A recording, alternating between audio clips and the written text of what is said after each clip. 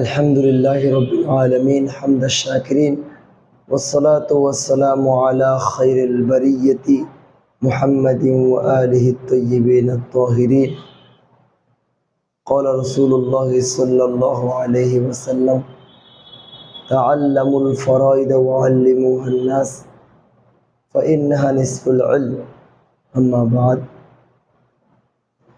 أيها المشاهدون الكرام، আপনারা আমাদের ধারাবাহিক ফরায়েজ ক্লাসের মধ্যে থেকে আজকে আমাদের ক্লাস 3-তে 3 নম্বর ক্লাসে আপনাদের সবাইকে স্বাগত জানাচ্ছি। আমরা আমাদের মূল আলোচনায় চলে আসি।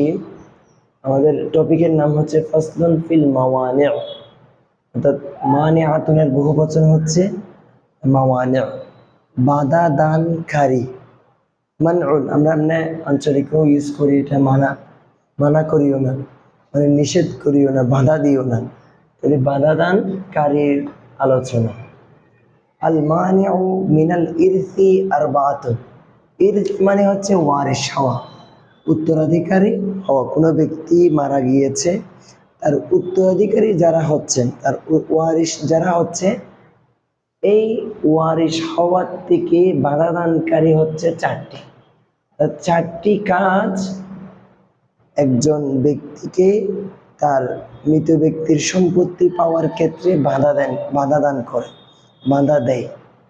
এর মধ্যে 1 নম্বর হচ্ছে আর রকু বা রিকু, বিভিন্ন রকম করে বলা যায়। ওয়াফিরান কানা আও নাকিসান। ওয়াফিরান মানে হচ্ছে কামিলা,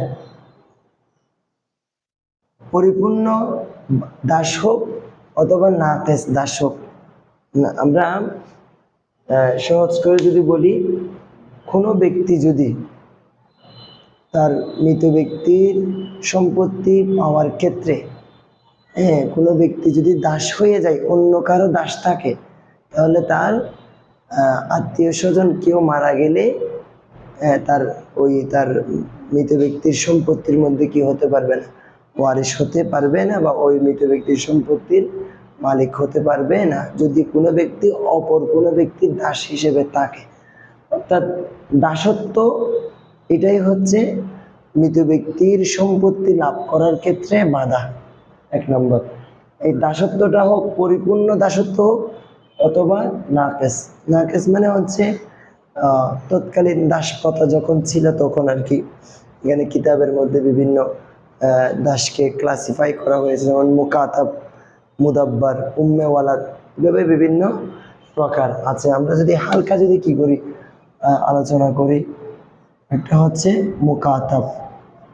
মুকাতাব দাস বলা হয় ওই দাসকে যে দাস তার মুনিবের সাথে পরামর্শ করেছে বা চুক্তি করেছে যে এতগুলো সম্পদ বা এত টাকা পয়সা যদি তার মুনিবকে সে জমা দিতে পারে, তাহলে সে তার মুনিব থেকে আজাদ হয়ে যেতে পারবে। এভাবে যে দাস তার মুনিবের সাথে চুক্তি করে, তাকে বলা হয় মুকাতাব। এরপর আরেক প্রকারের দাস হচ্ছে মুদাব্বার। এগুলো আমরা চাইলে শব্দ থেকেও বের করতে পারি। এখানে শব্দ থেকে যদি আমরা তাহাকিক করে বের করতে চাই অর্থটা, তাহলে আমাদের আলোচনা অনেক লম্বা হয়ে যাবে। আমাদের ওইদিকে ফোকাস না, আমাদের ফোকাস হচ্ছে মাওয়ানি'। মুদাব্বার মানে হচ্ছে দাসের সাথে মুনিবের চুক্তি হয়েছে, তার মুনিব মারা গেলে সে আজাদ হয়ে যাবে, এরকম যদি চুক্তি হয় তাহলে ওই দাসকে বলা হয় মুদাব্বার।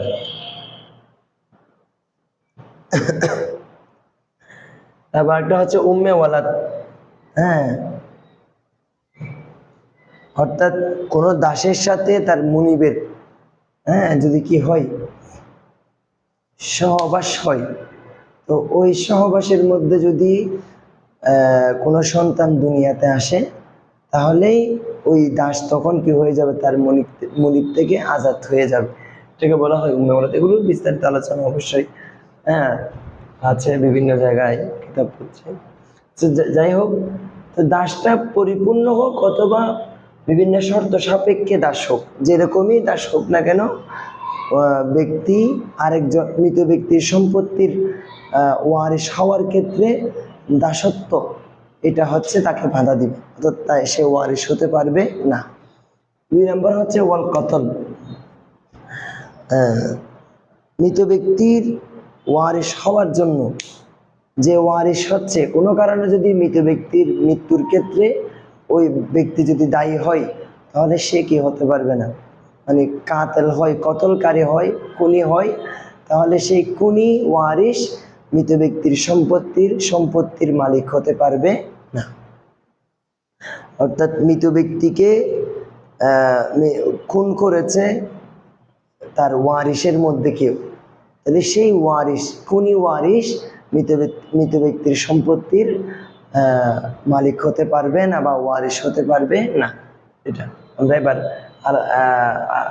এবার যদি হল করে একটু, ওয়াল কতল, এমন কতল আল্লাযী ইয়াতাআল্লাকু বিহি, ইয়াতাআল্লাকুর ফাইল হচ্ছে এই দুইটা, এটা পুরোটাই ফাইল, ইয়াতাআল্লাকু হচ্ছে যেই কতলের সাথে কিসাস ওয়াজিব অথবা কাফারা ওয়াজিব, সেই কতল যদি কেউ করে, সেই হত্যা যদি কেউ করে, তাহলে সেই ব্যক্তি মৃত ব্যক্তির সম্পত্তির কি হতে পারবে না, ওয়ারিশ হতে পারবে না। কতলের মধ্যে বিভিন্ন প্রকার আছে। কতলের মধ্যে একটা হচ্ছে কতলে আইমাত আছে, আরেকটা হচ্ছে কতলে শিবা আইমাত আছে।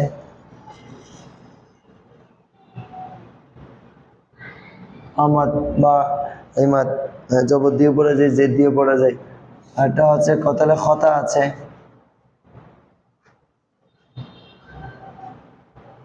এটা হচ্ছে কতলে কায়েম মকাম হতা আছে। তো এমাত মানে হচ্ছে কায়েম মকাম।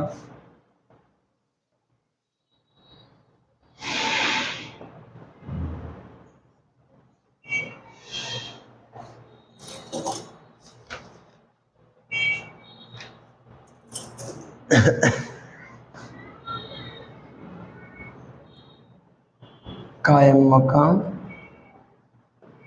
হতা, এই 4 প্রকার হতা। আরেক প্রকার আছে, আমরা ওইদিকে যাচ্ছি না, যে 4 প্রকার আমার প্রয়োজন এখানে, ওই 4 প্রকার নিয়ে আমি আলোচনা করছি।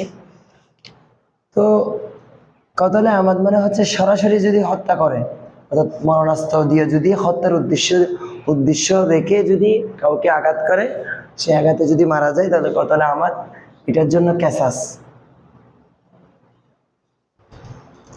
অর্থাৎ মারা যায় যে এমন অস্ত্র দিয়ে, মরণাস্ত্র দিয়ে হত্যার উদ্দেশ্য করে, হত্যার নিয়ত করে যদি কাউকে আঘাত করে, সেটাকে বলা হবে কতলে আমাদ। এটার কাফারা হচ্ছে কেসাস। এটাতে কাফারা না, এটা কেসাসে ওয়াজিব হবে, অর্থাৎ হুবহু তাকে কি করতে হবে, হত্যা করতে হবে। কতলে সেবা আমাদ মানে হচ্ছে খুন করার উদ্দেশ্যে, খুন করার নিয়তে, মানে হত্যা করার নিয়তে মরণাস্ত্র দিয়ে না, অন্য স্বাভাবিক কোনো বিষয় দিয়ে যদি কাউকে যদি আঘাত করে, যেমন কাউকে পাথর মারলো, পাথর দিয়ে কিন্তু কাউকে হত্যা করা হয় না, লাঠি দিয়ে কিন্তু কাউকে হত্যা করা হয় না। এই লাঠি দিয়ে বা কি বলে এটাকে, পাথর দিয়ে, কঙ্কর দিয়ে, এ জাতীয় কিছু দিয়ে যদি কাউকে যদি আঘাত করে মেরে ফেলা হয়, তাহলে সেটা হবে শিবা আমাদ। এবং হত্যা বলা হয় খুন করা উদ্দেশ্য নয়, তবে কিন্তু অন্য কিছু করতে গিয়ে আরেকজন হত্যা হয়ে গেছে। যেমন আপনি শিকার করতেছেন, পাখিকে গুলি করতেছেন, গুলিটা গিয়ে কোনো ব্যক্তির গায়ে পড়লো, ও মারা গেল। অথবা কাউকে পাখিকে তীর মারতেছেন, বা মাছকে রেকশা মারতেছেন, রেকশাটা গিয়ে কোনো ব্যক্তির গায়ে পড়লো, ও মারা গেল। অর্থাৎ এক কথায় খুন করার নিয়ত নাই, অন্য কিছুকে মারতে গিয়ে কোনো ব্যক্তি যদি আঘাতপ্রাপ্ত হয়ে মারা যায়, তাকে সেটাকে বলা হয় হত্যা। কায়াম মাকাম হত্যা মনে হয়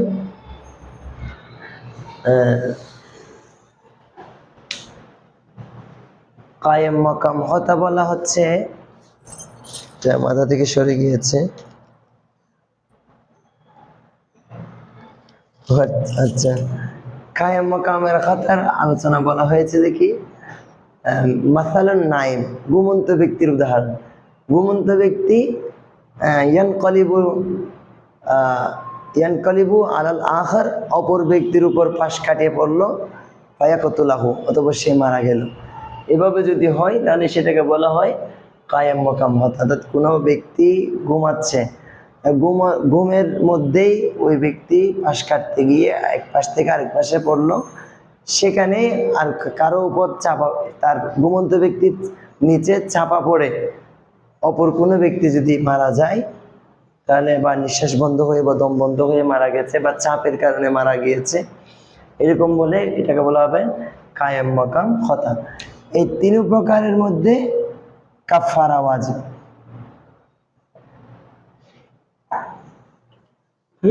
তাহলে এই কিসাস ওয়াজিব হোক অথবা কাফারা ওয়াজিব হোক, এই চার প্রকারের কোন প্রকারের হত্যার সাথে যদি কোনো ব্যক্তি জড়িত হয়, তাহলে সেই ব্যক্তি মৃত ব্যক্তির সম্পত্তির থেকে সম্পত্তির ওয়ারিশ হবে না বা মালিক হবেন না। 3 নম্বর হচ্ছে ইখতিলাফুদ দীনাইন, দুই ধর্মের ভিন্নতা হলে, অর্থাৎ একজন মৃত ব্যক্তি মুসলিম ধর্ম, তারপর হচ্ছে মৃত ব্যক্তির ছেলে হচ্ছে ভিন্ন কাফের বা ভিন্ন ধর্মাবলম্বী, তাহলে এক্ষেত্রে কি হবেন না, বাপ ছেলের মধ্যে কি হবে না, সম্পত্তি ওয়ারিশ হওয়া যাবে না। অথবা ছেলে মারা গিয়েছে, ছেলে মুসলিম হয়েছে, বাবা কিন্তু হিন্দু, বাবা বিধর্মী বা কাফের, তাহলে এক্ষেত্রে ছেলে